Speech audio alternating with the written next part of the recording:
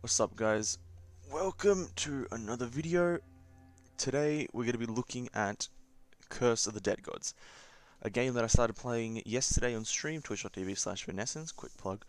I started playing this yesterday on stream and thoroughly enjoyed it. It only did release like yesterday early morning for me, like 4 a.m. in the morning. Only released then, and so it's a pretty new game, out of early access.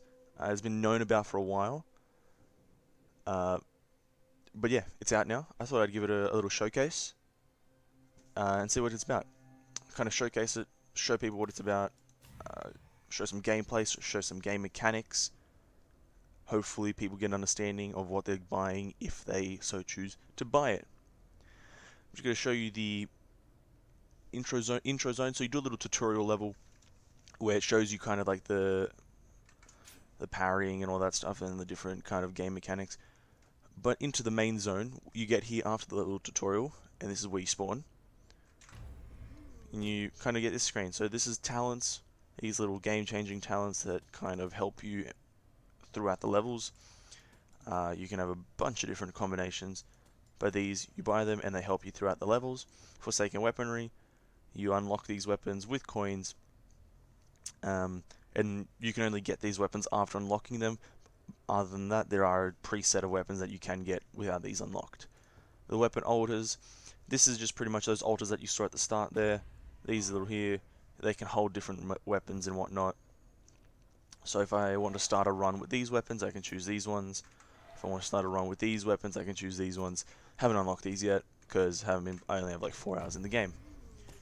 Divine Favors, this is pretty much when you get to a vendor or like a quote-unquote vendor, in the game, or in the floors, you can re-roll the items there, and it will just refresh the shop. It's pretty simple, pretty straightforward. When you come up from one of these, you just have to pick the weapon that you want. So I like the claw weapon, so I'm gonna go with the claw weapon. But if you go over here, poison attack on the claws, I'm gonna go with the poison one because this one is after you dodge perfectly, you do critical damage. So it gives you a little bit of variety. I also didn't explain with the weapon alters. Pretty much the higher you level these up, the rarer the weapons will be on these altars here. So you can get like a really good weapon just from like upgrading that. This is the main kind of quest menu, the mission menu, whatever you want to call it. You start off in the bottom left, you deal with the whole bottom row, and then you go up and up and whatever, and up to the top. But we're gonna just do the first few like floors of this one, just to showcase a few things. Here's the map. This is the map layout. A bunch of different nodes and whatnot here. And so let's just go through all the nodes and what they do. Pretty self-explanatory because they have the names there. Weapon. You go there, you clear the floor, you get a weapon. At the end, you get to choose a weapon, and you either can pay for it with gold or sacrifice corruption. Gold, self-explanatory, you get gold throughout the whole thing. This node here is a relic node. You go there, and it's a little passive buff that you get that helps you out throughout the game. Like it could be like 20% damage increase and 4 Constitution. I'll get into Constitution, Dexterity, and Perception stats a bit later on. This is another gold. Here, this node here is a health node, so when you click here, you go there and you just have a little ritual altar that lets you restore health. Quite self-explanatory, quite nice, quite helpful. This, when you go up to the question mark, this is an unknown, literally called unknown. You go here and you have no clue what you're going to get. It could be anything of these. You could get a bunch of gold, you could get a lot of relics, you can get a dexterity stat or something like that. The sword with the little arrow pointing up is weapon upgrade. You go here and you you finish the level, you kill all the monsters, you get to the end, and then you can choose which one of your weapons you want to upgrade. And what it does is you pay money or corruption, and you pretty much just give your weapon 2 to 3 extra damage. Pretty simple, pretty good, one of the best ones. Attribute node, probably the best node here, or attribute, or I like to call it a stat node. Oh, it's thundering here, lovely. But a stat node, you go here, you clear the floor.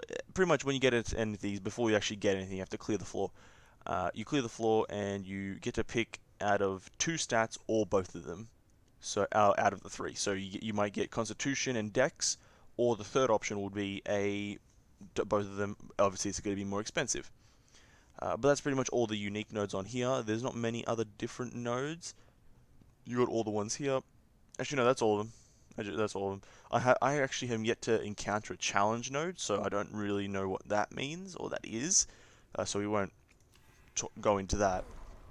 But I guess we'll just start a little floor here, showcase a bit of the combat and whatnot, because it's got quite good combat. I'd say the best way to describe the combat is it's like you're playing a top-down, kind of like a MOBA styled game, top-down view, but you've got the combat mechanics of Dark Souls or something like that, where dodging and parrying is key. So you come in, you got your basic weapon attacks, you got a space to dodge, shift, parry.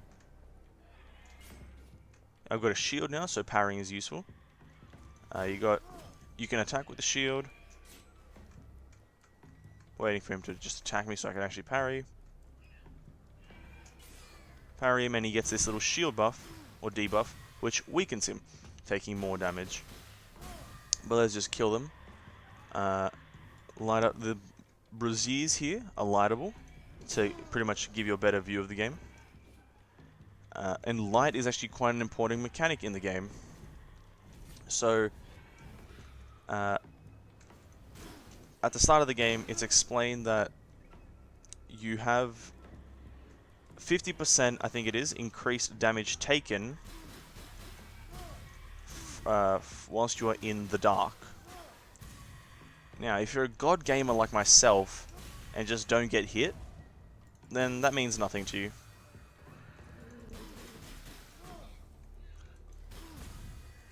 Here we got a bigger enemy. So we're just about to dodge him.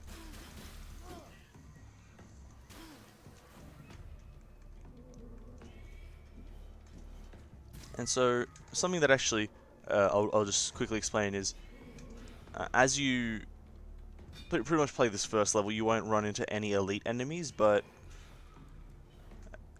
as you progress further, you'll run into elite enemies, and pretty much what they have is more mechanics or added mechanics to their little tooltip. So if you have this little guy, when little guy is big, but if you have this guy and he's an elite, he'll have more like combos, more damage in general. So it's quite good. See, I just tried to parry, but I don't know this guy's timing really.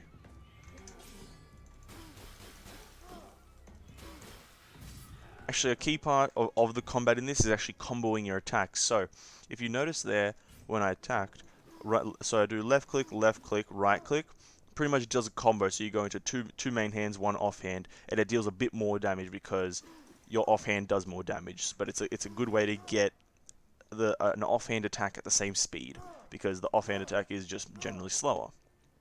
Now, you have, at the start of every round, you get to pick your weapon, obviously, but then you also get to have a torch as your main hand, obviously, just because you need the light to prevent that 50% damage reduction. Not that noticeable, but it does get noticeable when you like start taking more and more damage in general from other things. You have your main hand, offhand, which right now I have the claw weapon, which is my favorite, and a shield, which is I don't really care about the shield. I would rather like a poison dagger or something like that, or a fire dagger or a fire gun. But then here we're about to get another weapon. And so there are 3 weapon types. You got the torch, is always an ignite, so you can always set enemies on fire. So let's have a look here if there's anything. So this is a gun. You can set enemies on fire with this one. This is like my preferred one with a poison weapon, right? But we're going to take this here. So this is an example of a two-handed weapon, which is your third weapon. So I'm just going to pay with corruption because it doesn't really matter. But see, now I have the torch, the main hand, offhand, and then my two-handed spear. Pretty much the kind of like the heavy hitter. You know, if you're looking for sort of fat numbers, this is the one for you. Now we're going to go into a node here. We're going to go into a relic node, see if we can showcase a relic real quick.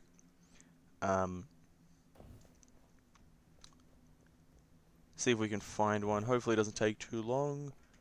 Light up the torch, and here's the head.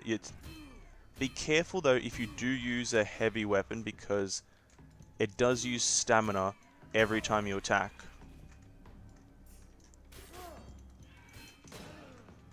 See right there, I ran out of stamina and I just couldn't dodge. As you also play, you'll find out there's these little traps. You can let it light a trap and kill the enemies in pretty much in one go, depending on their strength and whatnot. Kill them in one go is pretty handy. Like the traps all can be lit by just hit by. I think you can just hit the torches. I don't think you have to actually light them. And here's a relic. Here's a quick show of a relic. So relics are little passive buffs that you can get. So here, 3 perception. This is a pretty basic one. You just equip this and you get 3 perception. And I'll explain the stats now that we've come across it. Thank God. You get 3 perception, and this is kind of the basic one. The more advanced, like a more complex one, would just be like you have 10% damage, and then something here, and then something here, and so on and so forth. But we'll just take that and see our perception went up here in the bottom left. That's all we were looking for. I'm just going to quickly grab something here. Doesn't really... Actually, no, we won't. Now, what perception is, and the 3 stats are, is you have max health, which is constitution, you got dexterity, which is damage, and you got perception, which is treasure finding.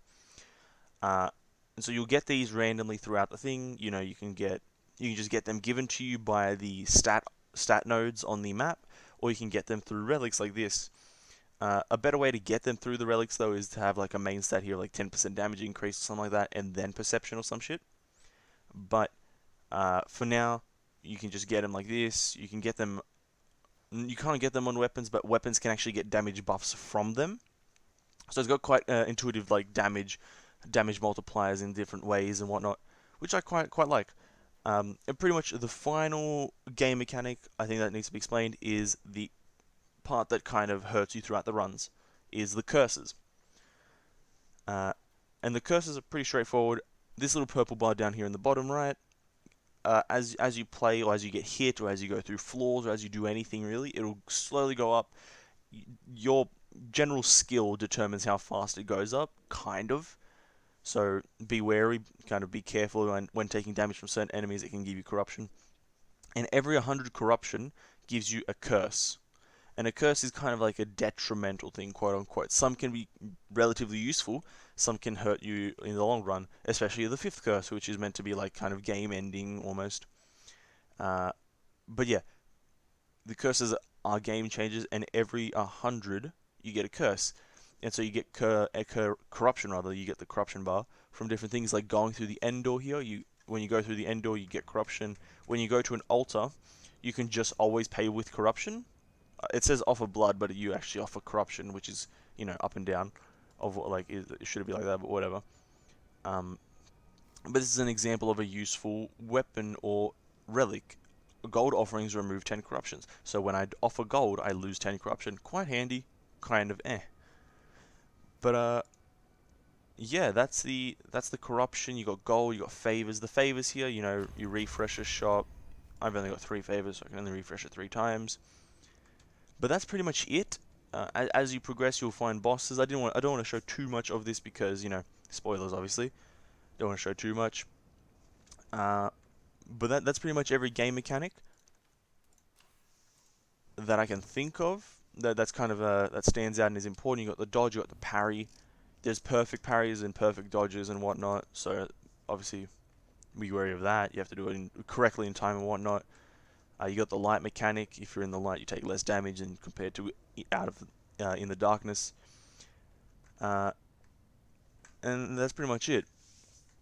I did just make this video just to showcase the game really quickly. Hopefully it was a quick video.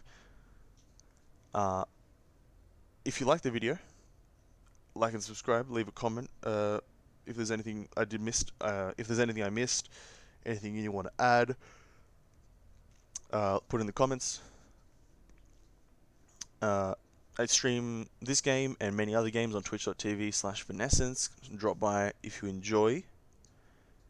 And hopefully you enjoyed this video. Hopefully it was helpful. Hopefully it showed what it needed to show. Hopefully it got the point across that this game is pretty cool. Similar games to games like Hades and Risk of Rain, you know, those like roguelikes. But this is just more so like Hades, obviously, but I digress. If you enjoyed the video, thank you, and I'll catch you all in the next one. Peace out.